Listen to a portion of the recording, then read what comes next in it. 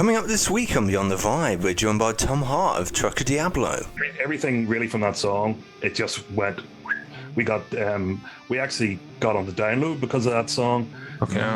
And then things, we did tours in UK and Europe, and then we supported the Foo Fighters, and then things just went bananas for the next few years after that. I just can't see us sort of signing a record deal or anything like that. We've just been doing it on our own, this past, and it's worked for us. Every band says that this next album is our best, it's our best, but you evolve, so of course it's going to be your best, you think anyway. So, but this one has definitely got more global press than the fourth or the third. There's no thought in this song, but people just love it. They're just Neanderthals. They just love wrecking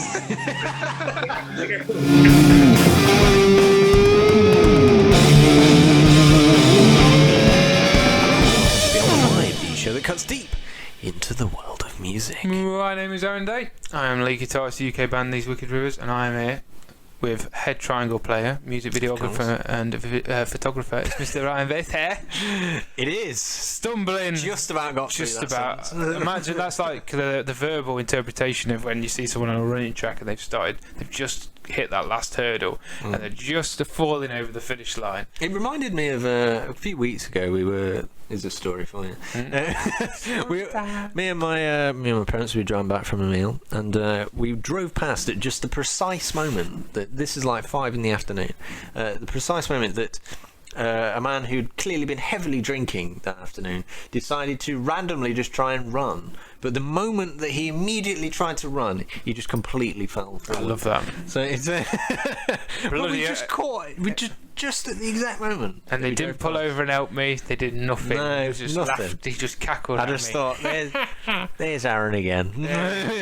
I'll see him next week. Leave him, Dad. Leave him. He's for the best. He won't learn otherwise. Who have we got on this week's show? We're joined by Tom of Trucker Diablo, and you can hear all about him on the band now. So we're here with brother Tom of Trucker Diablo. How you doing, Tom? Good, boys. All good for a Tuesday afternoon. What about yourselves? Yes. Yeah, we're all right, aren't we? Yes, as good as a Tuesday can be. Fantastic. Where are you at the minute? Are you back home in Ireland? Yeah, just back home. Just finishing up work for the day. So you know yourself, rock and roll doesn't pay the bills. So No, that's it. else. Bless you. Well, we're glad we can give you a bit of an escape for a bit anyway, man. Absolutely. Now, one thing that we like to do on the show is we like to go right back to the origins of a musician. So with that in mind, when was the first time you remember hearing music and thinking this is what I want to do? Was there a moment for you? Yeah, definitely. Like I shared a brother, or I share two brothers.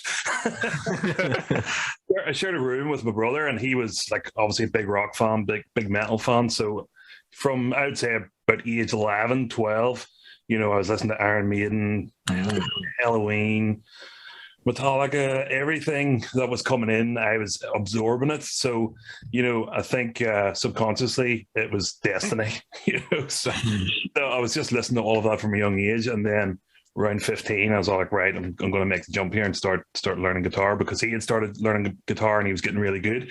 So I was like, right, I'm just going to do it as well. So that's pretty much where it started. Where did it come in terms of the vocalist thing? Because for a lot of guitarists, it's normally you're in a band and you can't find a singer, and eventually you get peer pressured into stepping up to that role. Was that the natural thing for you? These guys must have been there, because it's exactly what happened. Honestly, it's one of the most common themes we've had on the show. After years playing guitar, myself and brother, we started the band. So we had played in the States and played around the UK and stuff. And he was a singer. So I was always doing backing vocals and doing rhythm guitar. So I wasn't even the lead player either. Okay. So after that, when we started Trucker, Simon, the other guitar player, he was actually the singer, because I was all, look, I'm just going to concentrate on writing songs and playing guitar. You can sing, and so then down the line, I was just naturally writing songs and writing lyrics to it, and my vocal range is probably a bit higher than Simon. So Simon was just going, look, you sing. I can't sing this shit. What are you writing these songs? You don't want me to sing, do you? You're writing these songs so I don't sing the songs. So that's pretty much how it came about. And on the first album, it was just really a collection of demos that we sort of started to remaster, and Simon's actually singing some of those songs. So we share the vocals on the first album, but the big song off the first album, Drink Beer Destroy, which is, you know, a literary masterpiece, beer and destroying, it sort of really took off, and that's really where we started to hit the upward trajectory. And so it was like, right, Tom, you're the singer. That's nailed it into the ground. Now you're fucked. Yeah. So the band came together in early 2008. I mean, you kind of touched on it then, Tom. With that song, was that the moment for you, looking back, where you thought, "Fuck, this is going to be good. Like this is becoming something else than what we've had before"? Or was there a different moment that you have looking back where you felt that? No, it probably was, but I don't know about you guys, but it's kind of weird. You're almost like blind to how good your songs are in a way until you actually get the response from the crowd or from the people who love it. You know it's good, but when you sort of get that feedback that people really love it, it makes it more enjoyable live. And you're going like, holy shit, people really do like this. So yeah, Drink Beer Destroy, and it was actually the best sort of produced song because the rest of them were demos, but this one was sort of, right, we're going to put a lot of time into this because we think it's good. Yeah. But from there, that really, everything really from that song, it just went. We actually got on the download because of that song. Okay. And then things, we did tours in UK and Europe, and then we supported the Foo Fighters, and then things just went bananas for the next few years after that. So yeah, I'd say it was definitely that moment. But we were sort of, you know, after that we were always writing. So the next album was just literally around the corner. So we knew, right, we're going to sort of ride this wave while we have it. Amazing. It's weird, isn't it? Because like one song can just kickstart everything, and it's when you, like you say, when you're writing it, you ain't got a clue until you take it out there and start pushing it, and then the feel. It's incredible how it just one moment can change everything. Yeah, no, absolutely, you're right. And I was lazy at writing lyrics back then. I just repeated the first verse for the second verse, just so lazy, you know. And I was like going, you know, there's no thought in this song, but people just love it. They're just Neanderthals. They just love rapping. You know? So I was like, fuck it. You were saying before the show that's your favourite song, weren't you? Right? You know, I mean, you know, he's always been a bit of a Neanderthal, anyway. So it fits it. Come to shows with their wives and their wives with black eyes. We're like, what? No, I'm only joking. But yeah, that song was just bananas. So we always say it's kind of like our Ace of Spades or whatever. Yeah.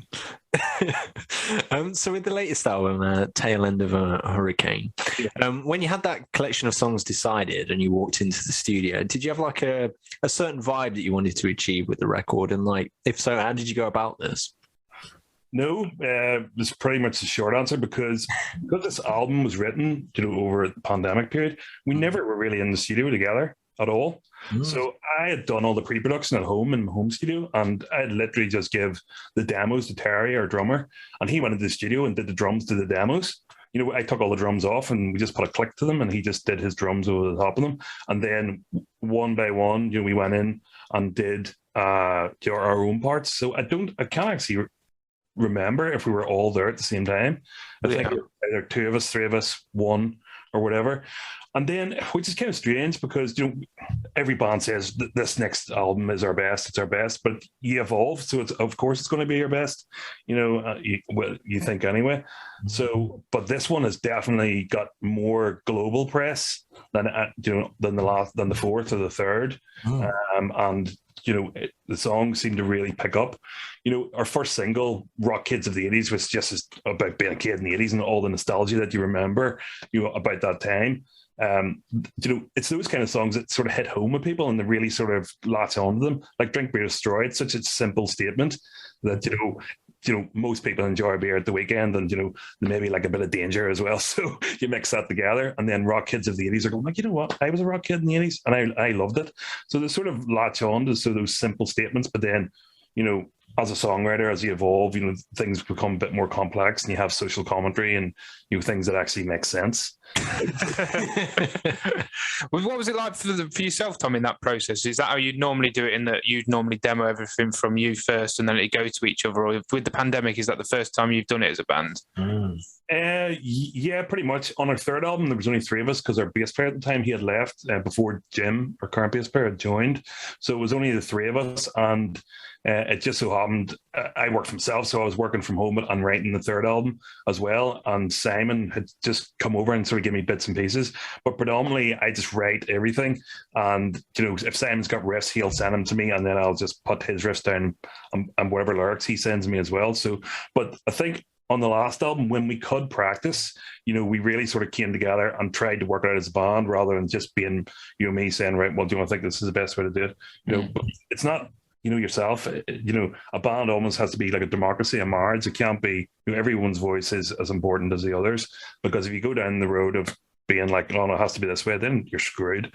You're pretty much screwed. And plus, we're all mates. We're all best friends. So I'm not going to tell anybody, what they can and can't do. It's supposed to be fun, So we really came together collectively on a lot of ideas, and I think it worked out for the best because it's so diverse. There's so much going on, and that was sort of the main theme in all the reviews, that people loved that it was so diverse. Because you could probably listen to the first few songs and go, oh, this album's going to be like this the whole way through, but then it sort of hits you with a couple of curveballs. And, that was exciting for us because we're going, well, great. At least it's interesting enough for people to actually review. And so, yeah, normally that's kind of the way it goes these days. I'd rather have a more collaborative process than just me on my own, because then it's everyone has ownership over it, and collectively we all feel proud of it. Yeah, that's really cool, man. We're very similar, as you say. That democracy thing and that idea that I think if you've got that open-minded approach, it means that you're more likely then to get a finished product that's the best it can be. Because like somebody like our bass player, little Samboy, he'll in the last minute he'll just come up with an idea. We'll go, where the fuck have you been storing that up your ass for the past 4 weeks? So I've been struggling with this song. Yeah, exactly. Where were you 4 weeks ago? Yeah, I know. And then that's just that little thing it needs just to kind of complete it and make it feel like it's a finished article. So yeah, definitely, man. No egos, and it makes it feel like it's a family then, Yeah. There's no egos these days, like, there really isn't. No, then nor should there be. As you said, you're now obviously 5 albums deep.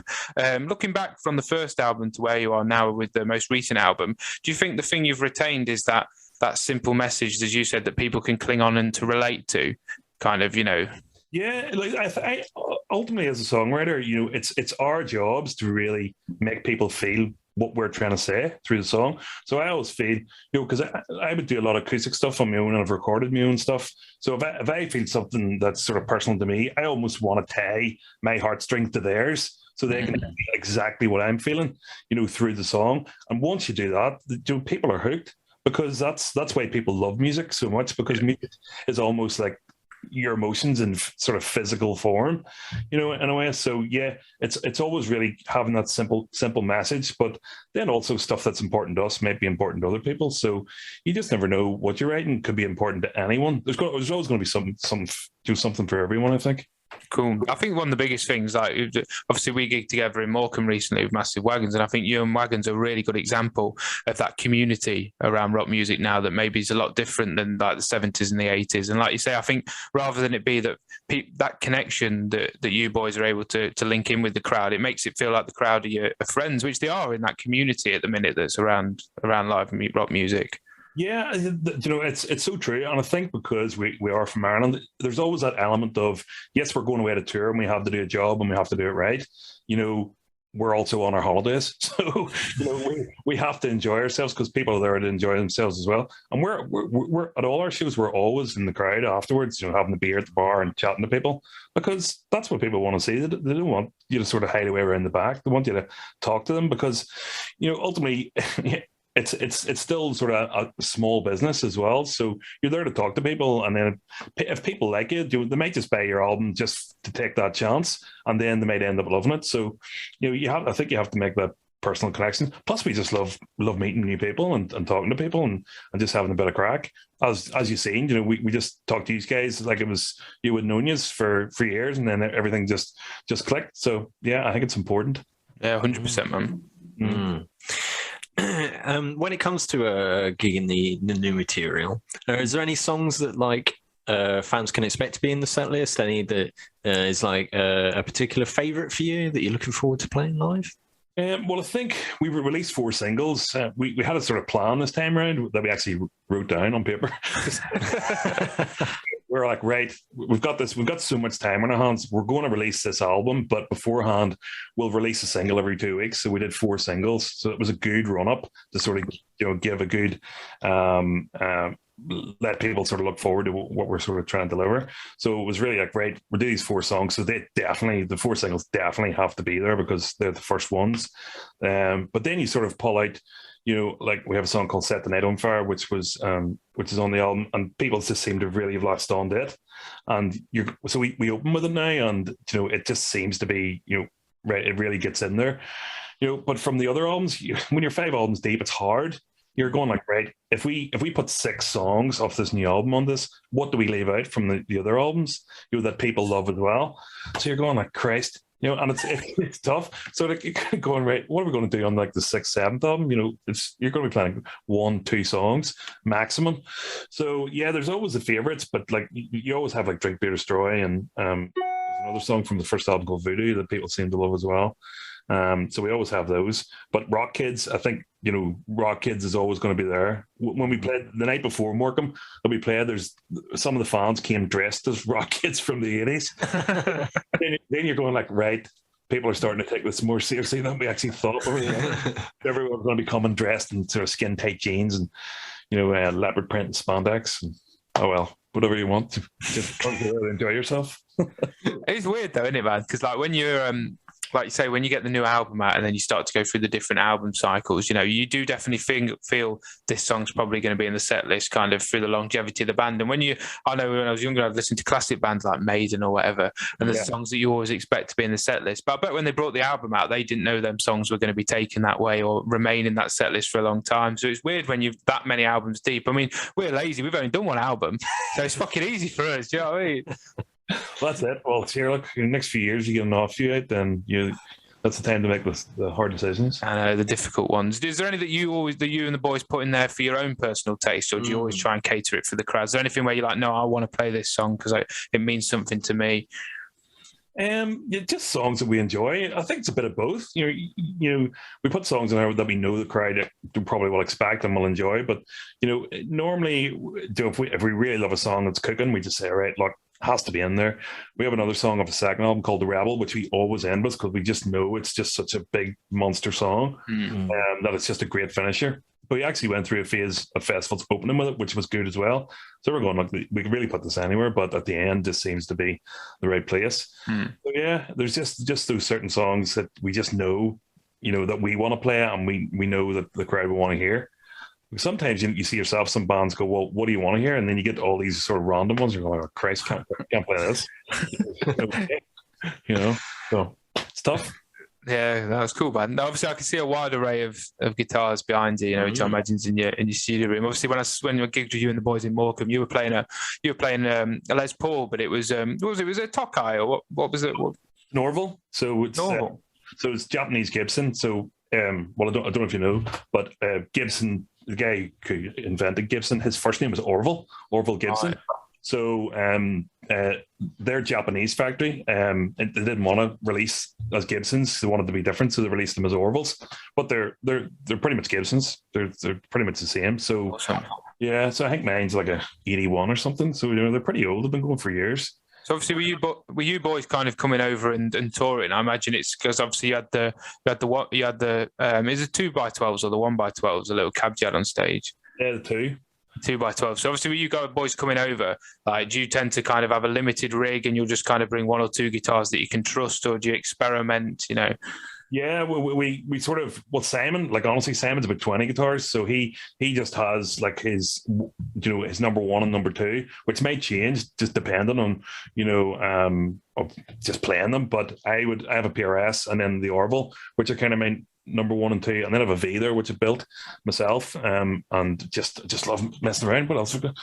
There's a few others. I did clock the V while you was talking. The V's bloody lovely. Because you see, Simon, I actually built another one for Simon a while back because we always loved the V, but we wanted the open head, the open head. rather than the pointed one because we just thought it looked cooler. So I sourced some parts online, and Simon's got a Trans Am, you know, a 70s Trans Am. So I sort of built it and made it look black and gold like the Trans Am because he just got it. So that had an Ibanez neck, but that one, yeah, that's an open headstock as well. So yeah, it's just he's got a load of these, and I just have that one. So we just thought, you know, we'll maybe try it out sometime. And then I've just I bought a wee Chibson for my son. He started playing guitars past 6 months, but he never even looked on it, so it just sits there. And then I got him a 335 Tokay, which is, I swear to God, it's amazing. I was like, this is incredible. This sounds so good. And then he's like playing it. And I'm like, oh God, I should get one of these. But I got a super deal on it. I only got it for like 200 quid. So yeah, he's now picking up the model, which is good. No, that's cool. I love a 335. I had a Bonamassa limited edition Epiphone 335 for ages before we got with Greg. Yeah, I fucking love that guitar, man. It's just so reliable. I mean, I'm the same as you. I'll take two guitars and I'll tend to just stick with that as my 1 and 2. I don't like mixing it up because I just you know what feels natural to you. And I think when you're gigging all the time in new places like you boys are, you want to just plug everything and it just be there for you straight away, don't you?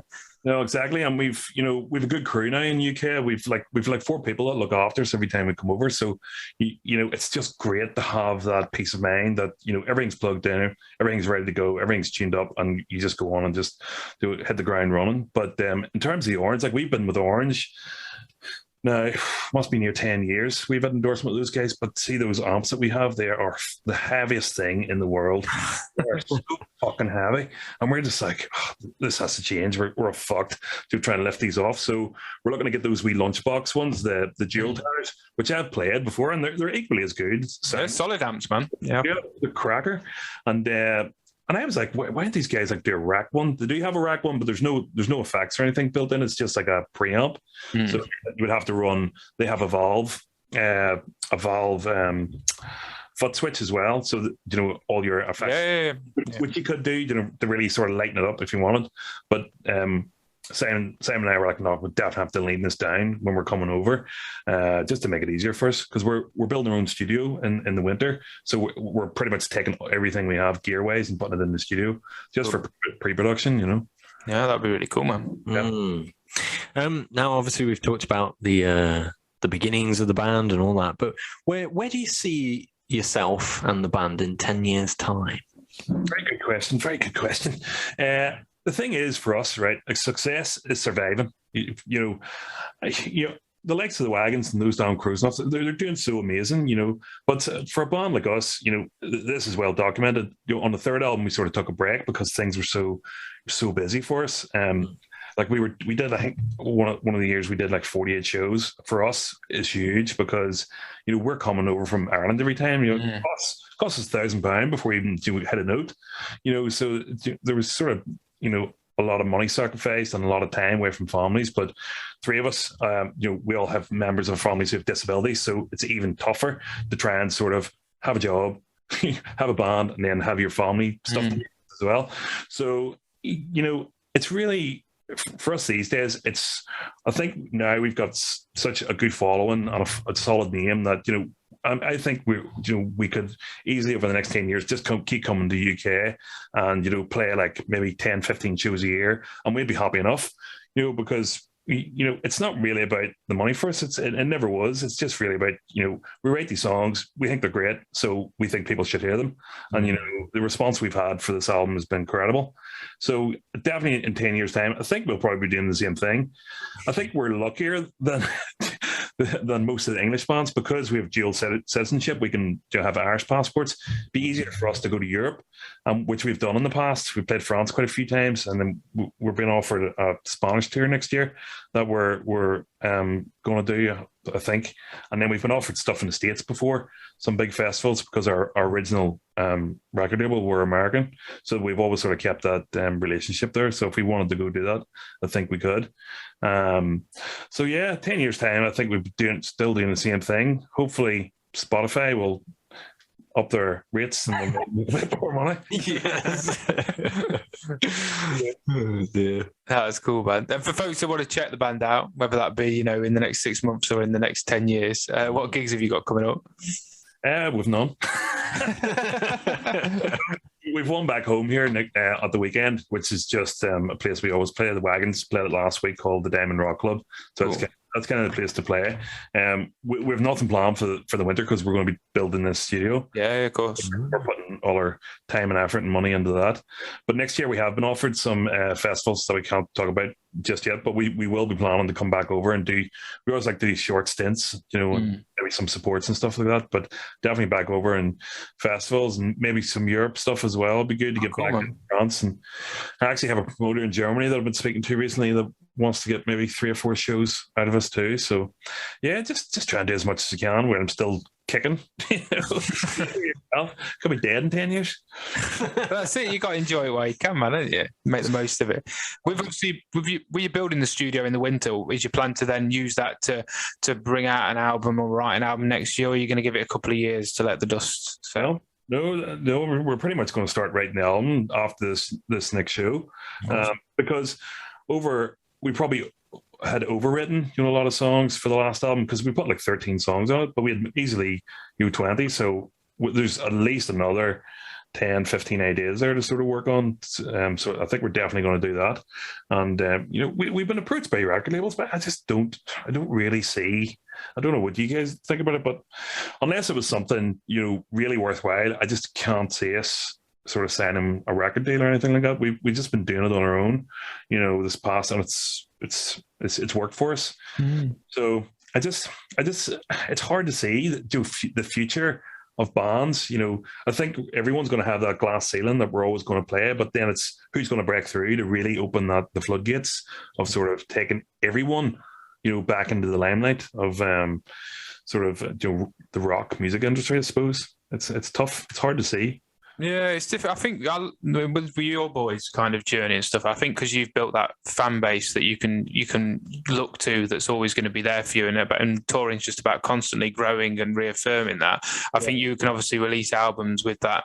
You know that the fans are going to be there and there's that desire for it, and I think that's a really healthy place to be, because it means you're then only relying on yourselves and the people that care about the band. And I think that is a healthier place to be than having to knock on an office door or bombard people with emails. I think from our perspective, we're probably in a different situation just because we've not had that time that you boys have had to really sow seeds and really kind of grow that fan base, so we're probably at a bit different angle to it. But I take a lot of inspiration from where your boys are at with, man, building a studio and just feeling really comfortable and happy with where you're at. And I like that idea that you're not looking for a label unless it's going to make the band or your situation better, Unless they come and say, right, boys, we've got £1 million here for you, but that's never going to happen. It's just never going to happen. And I think with the family side, we really try and include all of the girls as well, and even the kids. That it's if we go out for dinner or something, it's a trucker family dinner. Everyone right, and everyone reaps awards of it. So if we make any money, it all gets reinvested. You have to reinvest it like a small business to grow the brand. That's really what people have to do these days. And I think with the likes of social media, it really caters to people with maybe entrepreneurial minds that want to really take it super serious and grow it. Like the likes of the Wagons, a pure example of taking their brand forward, capturing the hearts of people, and really run with it, and having that sort of solid foundation going forward, that they in the next 10 years, like you asked me, that they would probably say, right, I'm confident we could probably make a living off this for the next 10 years easy. Now, one thing that we like to finish on is it's a bit of a hypothetical question.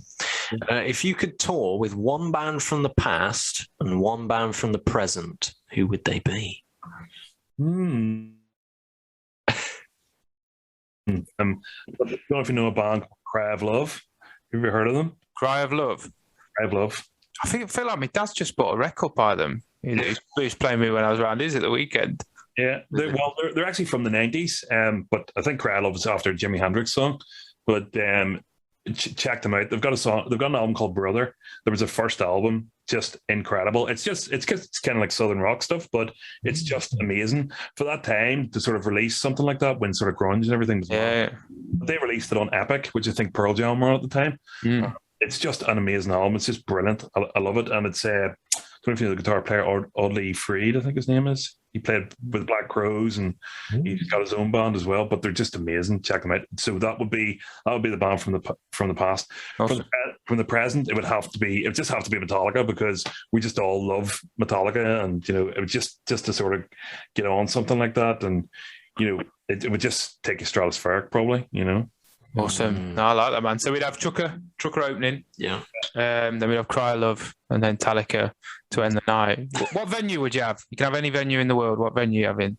I love that. Do you know that rock amphitheater? I think it's in the desert somewhere in the States. Do you ever see that? It's like No. Sounds killer. So it's natural. It's just natural rock.